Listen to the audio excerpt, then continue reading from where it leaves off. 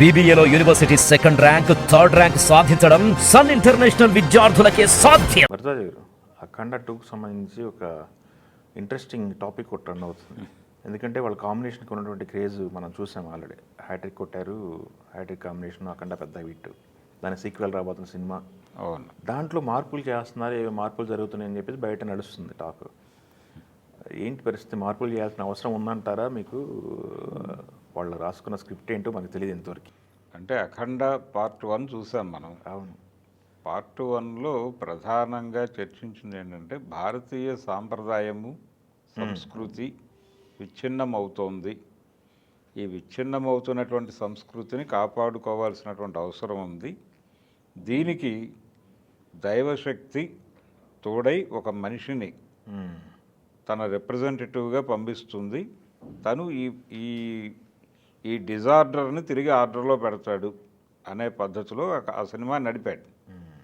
ఇప్పుడు దాని పార్ట్ 2 చూడబోతున్నాం. అది కూడా భిన్నంగా ఉండేటువంటి అవకాశం లేదు.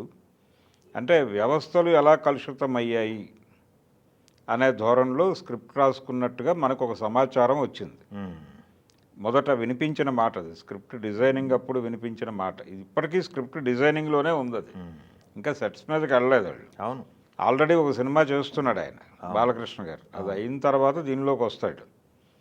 అయితే అప్పుడు వినిపించింది ఏంటంటే వ్యవస్థలు ఎలా డిజార్డర్లోకి వెళ్ళినాయి అని అనుకున్నప్పుడు అప్పటి ప్రభుత్వం, గత ప్రభుత్వం, మన ఎన్నికల్లో ఓడిపోయినటువంటి ప్రభుత్వం నిర్వాహకాలు కూడా దీనిలోకి ఇన్వాల్వ్ అవుతున్నాయి.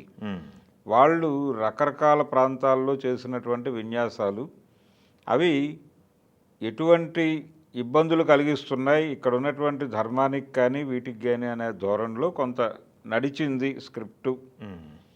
ఒక విమర్శ చేసేటువంటి ఉద్దేశంతోనే తీస్తున్నారు ఈ సినిమా అని కూడా వినిపించింది.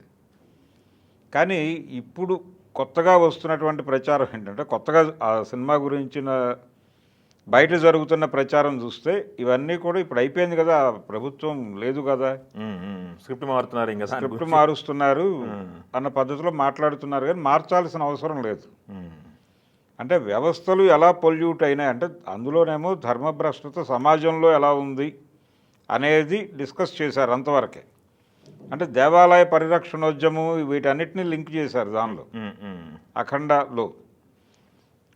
దాని కంటిన్యూషన్ వ్యవస్థలు ఎలా నిర్వీర్యం అయిపోయినాయి, ఎలా స్వార్థపూరితంగా మారినాయి, వ్యక్తులు కేంద్రంగా ఎలా జరుగుతోంది అనే దాని మీద పార్ట్ 2కి వెడుతున్నారు అనేది. దాన్ని ఇప్పుడు ప్రత్యేకంగా మార్చవలసినటువంటి అవసరం ఉందని నేనైతే అనుకోవడం లేదు. అదేదో ఒక ప్రభుత్వం ఉంది కాబట్టి దానికి వ్యతిరేకంగా ఒక ప్రభుత్వం లేదు కాబట్టి అనే పద్ధతిలో ఉండదు. ఇది సర్వజన ఆమోదంగానే ఉండాలి. సర్వజన ఆమోదంగా ఉండాలి. ప్రతి ఒక్కరికి కూడా ఒక చిన్న ఉలికిపాటు కలగాలి.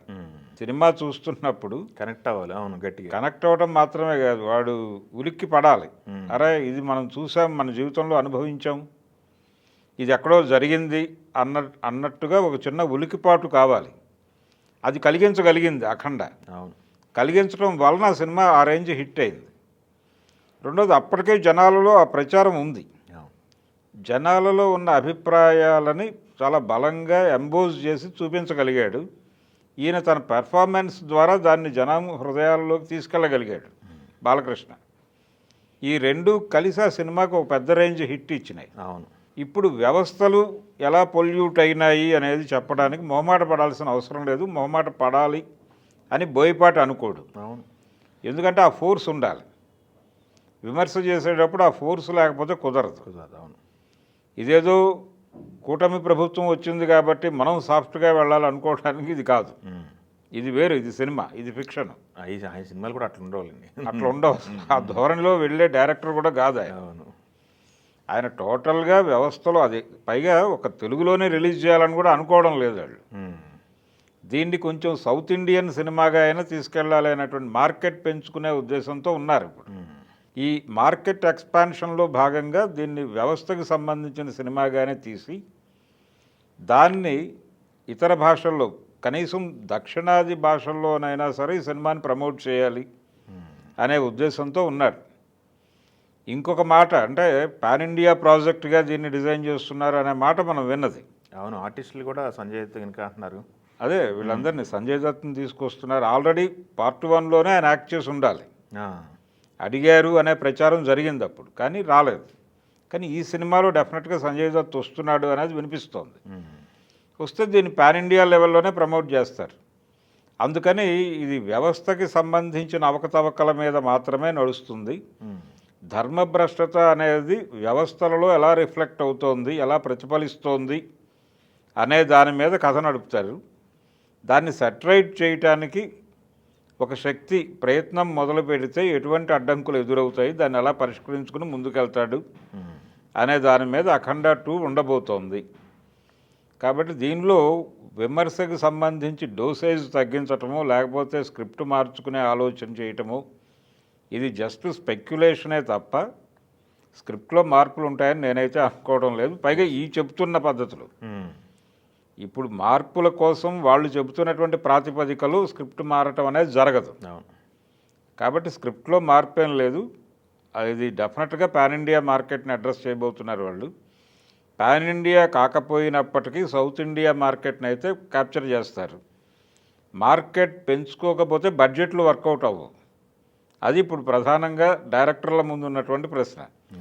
ఎందుకు వీళ్ళు పాన్ ఇండియాకి వెళ్తున్నారంటే డెఫినెట్గా బడ్జెట్ వర్కౌట్ అవ్వాలంటే మార్కెట్ పెరగాలి, ఆ మేరకు విస్తృతి సాధించగలగాలి, ప్రాజెక్టుకి కూడా ఆ విస్తృతి కావాలి.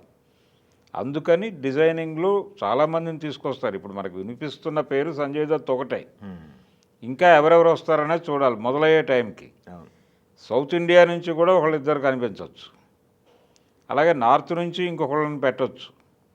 సో ఇది పెద్ద లెవెల్లో వస్తుంది. హ్యాట్రిక్ తర్వాత వస్తున్న సినిమా ఇది. కాబట్టి దీనికి సంబంధించిన కేర్ డెఫినెట్గా తీసుకుంటాడు ఆయన. రెండోది, బోయపాటికి ప్రతిసారి నందమూరి బాలకృష్ణ లైఫ్ ఇచ్చి ముందుకు నడిపిస్తున్నాడు. ఈసారి కూడా నడిపిస్తాడు అనేటువంటి హోప్తో ఉన్నాడు ఆయన. అందుకని చాలా కేర్ తీసుకుంటున్నాడు. ఈ సినిమాకి సంబంధించి ఎటు తనకు వెసులుబాటు ఉంది కాబట్టి స్క్రిప్ట్ సైడ్ చాలా బలంగా వర్క్ చేస్తున్నారు. ఎట్టి పరిస్థితుల్లోనూ ఇది హిట్ కొట్టాలి అన్నటువంటి టోన్లో వీళ్ళు డిజైనింగ్ చేసుకుంటున్నారు. ఈ పరిస్థితుల్లో డీవియేషన్స్, మార్పులు చేర్పులు ఇవేవీ జరగవు. సింగిల్ పాయింట్ ఎజెండాతో ముందుకెళ్ళిపోవటం, అదే చేస్తాడు ఆయన.